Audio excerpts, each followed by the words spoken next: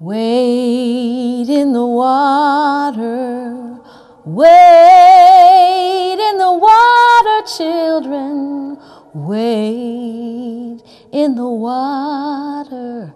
God's gonna trouble the water.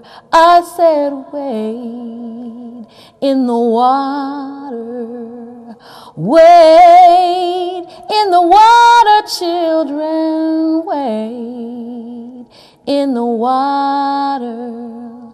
God's gonna trouble the water.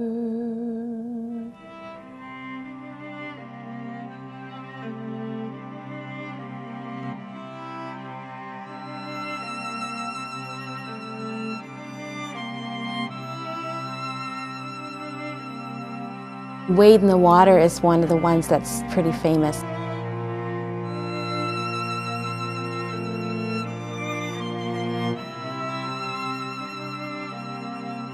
There would have been a whole group of songs that were developed, slave owners thought, just to entertain themselves and to keep themselves from being bored.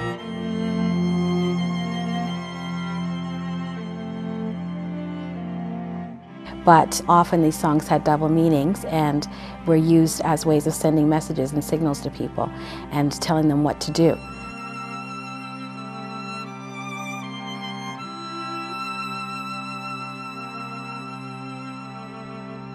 For example, the song Wade in the Water was a message to people that the dogs were on the track and they needed to get into the water in order to take the scent away. And it would just waft over the breeze as people were trying to escape. People just think, oh, well, they were just spirituals.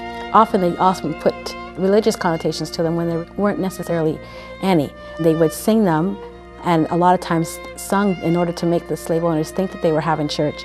But really, it was a meeting in order to let somebody know, okay, this is the night that someone's coming, or tomorrow when you go, you're going to cross over water.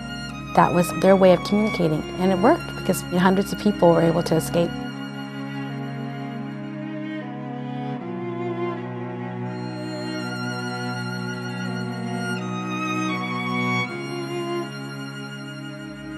Ride the chariot in the morning, Lord. Ride the chariot in the morning, Lord. I'm getting ready for the judgment day. My Lord, my Lord. Are you ready, my brother? Yes, Lord.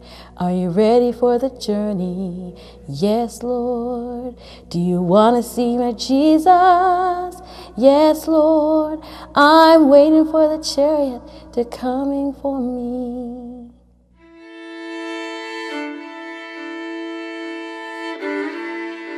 Slavery ended in '65, Emancipation 65. No matter how bad something is, you know what you know. And so people didn't automatically just jump up and start moving.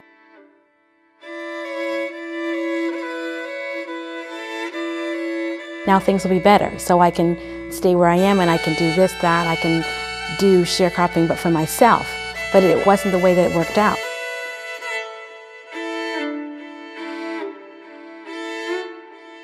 they soon came to realize that it wasn't going to happen. The land didn't belong to them, and they were trying to buy it, and also there started to be a backlash against blacks trying to go to school, to read, to just be more like a regular citizen. There was a real fear that they were going to take over, if you will.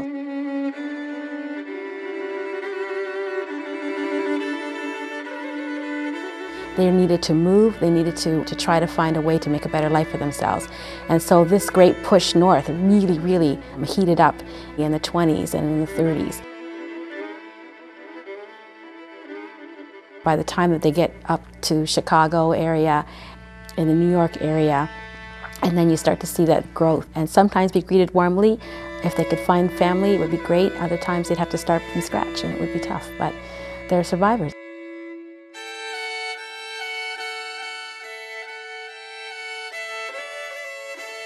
And some made it all the way to Canada, like my folks did. When I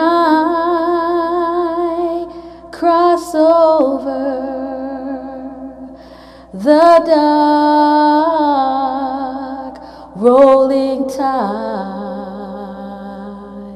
what a glad meeting that's going to be.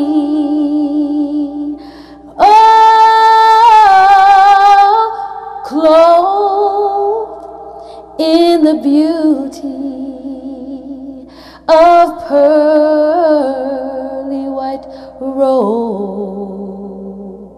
I know there's somewhere waiting for me.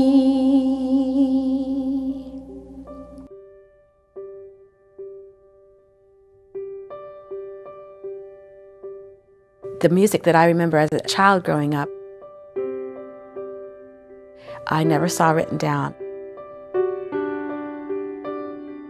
It was just music that we learned, and we sang it at home and in church, around the dinner room table. It wasn't until I was much older that I realized that this is something very special, given to me as a gift through my heritage. And all of those many generations of people who came looking for freedom and found it.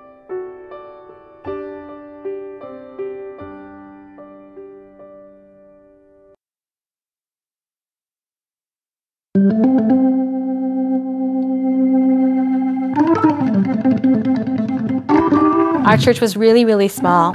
At one point, we had as many young people as adults in the church. My mom and dad decided to start a youth choir, and it was a gospel choir. We had, say, 25 kids singing in the choir, and probably only 3 of us could actually hold a harmony. The rest were all sort of singing melody.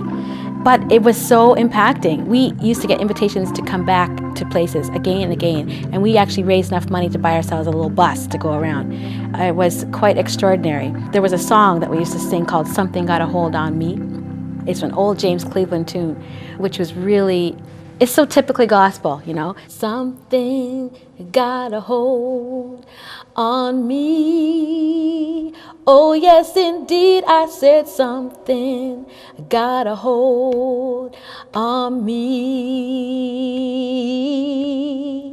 I went to a meeting one night and my heart wasn't right. I said something got a hold on me. And then my cousin was saying, you know, it's that a revival on a Wednesday night. And, you know, and it kind of tells a story of how you get impacted by the gospel. We used to rock this tune. My father plays the organ, Hammond organ, which is the best kind of organ for gospel music. And we just rocked it. And this used to be one of the songs.